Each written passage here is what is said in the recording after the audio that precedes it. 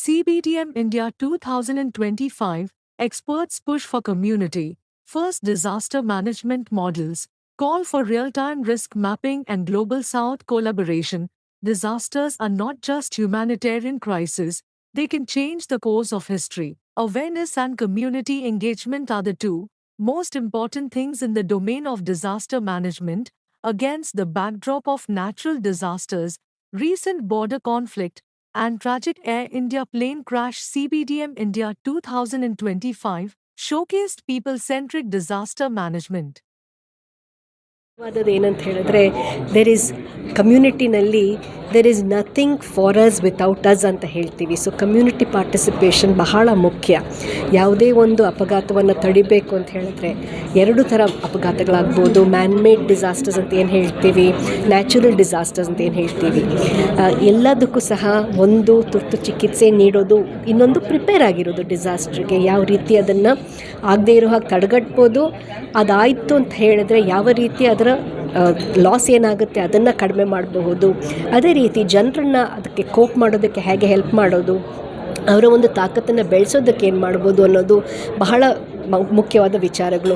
ಇದರಲ್ಲಿ ಎಲ್ಲ ಸಮಾಜದ ಎಲ್ಲ ಜನರ ಒಂದು ಭಾಗ ಇರುತ್ತೆ. ಬರೀ ಸರ್ಕಾರ ಅಲ್ಲ, ಪೊಲೀಸವರಾಗಿರ್ಬಹುದು, ಡಾಕ್ಟರ್ಗಳಾಗಿರ್ಬಹುದು, ಸೋಷಲ್ ವರ್ಕಲ್ಲಿರೋರಾಗಿರ್ಬಹುದು, ಕಮ್ಯುನಿಟಿ ಪಾರ್ಟಿಸಿಪೆಂಟ್ ಆರ್ಗನೈಸೇಷನ್ಸ್ ಆಗಿರ್ಬೋದು.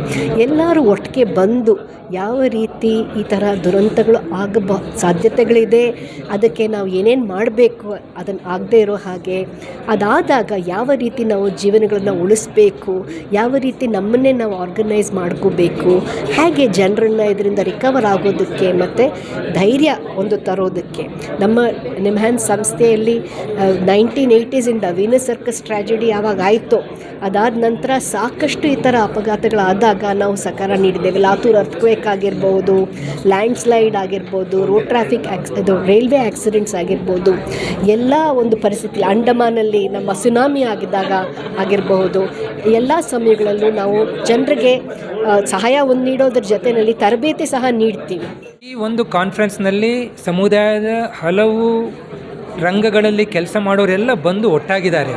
ಪೊಲೀಸ್ ಡಿಪಾರ್ಟ್ಮೆಂಟ್ ಅವರಾಗಿರ್ಬೋದು, ಅಥವಾ ಆಸ್ಪತ್ರೆಯವರಾಗಿರ್ಬೋದು, ಅಥವಾ ವಿಜ್ಞಾನ ಕ್ಷೇತ್ರದಲ್ಲಿರೋರಾಗಿರ್ಬೋದು, ಅವರೆಲ್ಲ ಒಟ್ಟಾಗಿ ಸೇರಿ ಯಾವುದೇ ಅಪಘಾತಗಳಾದಾಗ ಯಾವ ರೀತಿ ಅದನ್ನು ಪರಿಹಾರ ಮಾಡ್ಬೋದು ಅನ್ನೋದು ಈ ಕಾನ್ಫರೆನ್ಸ್ನ ಮುಖ್ಯ ಉದ್ದೇಶ.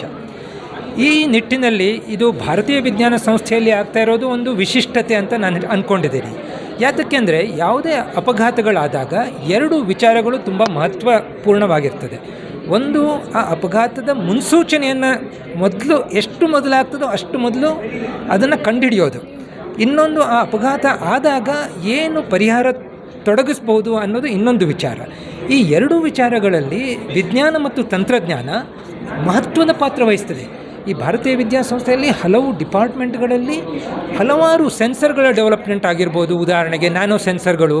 ಇದೇನು ಮಾಡುತ್ತೆ ಅಂದರೆ ನಿಮಗೆ ಈ ಅಪಘಾತ ಆಗೋ 1-2 ದಿನಗಳ ಮೊದಲೇ ಅದರ ಸೂಚನೆ ಕೊಡ್ತದೆ. ಹಾಗಾಗಿ ನೀವು ತುಂಬ ಅದಕ್ಕೆ ಪರಿಹಾರ ಒದಗಿಸಲಿಕ್ಕೆ ಸಮಯ. ಇವತ್ತು Rajiv Gandhi university of health sciences, ಆರೋಗ್ಯ ವಿಜ್ಞಾನಗಳ ವಿಶ್ವವಿದ್ಯಾಲಯ ಮತ್ತು Jeevaraksha trust, SVYM Swami Vivekananda youth movement ಮತ್ತು ಬೇರೆ ಇತರೆ ಆರ್ಗನೈಸೇಷನ್ಸ್ ಜೊತೆ ಸೇರಿ ಈ ಡಿಸಾಸ್ಟರ್ ಮ್ಯಾನೇಜ್ಮೆಂಟ್ ಕಮ್ಯುನಿಟಿ ಬೇಸ್ಡ್ ಹೇಗೆ ಇನ್ವಾಲ್ವ್ ಆಗ್ಬೋದು ಅನ್ನೋದ್ರ ಬಗ್ಗೆ ಒಂದು ವರ್ಕ್ಶಾಪ್ ನಡೀತಾ ಇದೆ. 3 ದಿವಸದ ಕಾನ್ಫರೆನ್ಸು. ರಾಜೀವ್ ಗಾಂಧಿ ಯೂನಿವರ್ಸಿಟಿ ನಿಮಗೆ ಈಗಾಗಲೇ ಗೊತ್ತಿರೋದು ಹಾಗೆ ನಮ್ಮ ದೇಶದಲ್ಲಿ ಅತ್ಯಂತ ದೊಡ್ಡ ಯೂನಿವರ್ಸಿಟಿ. 1500ಕ್ಕೂ ಹೆಚ್ಚು ವಿದ್ಯಾಸಂಸ್ಥೆಗಳನ್ನು ಹೊಂದಿದೆ. ಹೆಲ್ತ್ ರಿಲೇಟೆಡ್ ಎಜುಕೇಷನ್ ಕೊಡ್ತಾ ಇದ್ದೀವಿ.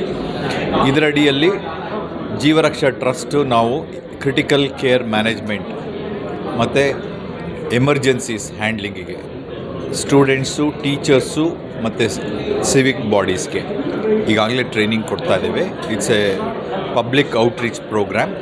ಅದ್ರ ಜೊತೆಗೆ ಇದೊಂದು ಕಾನ್ಫರೆನ್ಸ್ ಆರ್ಗನೈಸ್ ಮಾಡಿ ಪಬ್ಲಿಕ್ ಅವೇರ್ನೆಸ್ ಬೇಕು. ಈಗ CPR ಟ್ರೈನಿಂಗ್ ಕೊಡ್ತಾ ಇದ್ದೀವಿ.